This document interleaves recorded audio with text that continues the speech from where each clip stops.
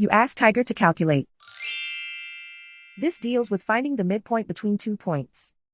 The midpoint between the 2 points is 87, negative 61.5. Let's solve it step by step. Plot the 2 points and calculate the midpoint using the formula. The coordinates of point 1 are, x1 equals 91, y1 equals negative 98. The coordinates of point 2 are, x2 equals 83, y2 equals negative 25. PM represents the midpoint of the 2 points.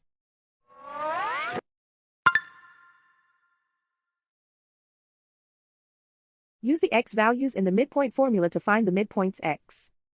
x1 equals 91.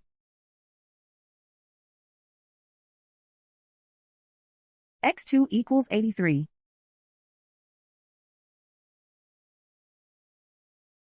Simplify the arithmetic.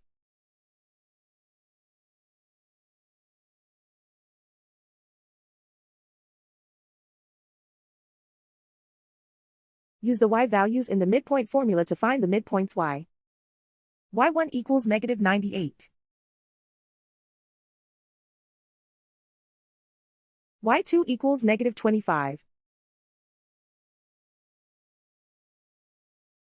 Simplify the arithmetic.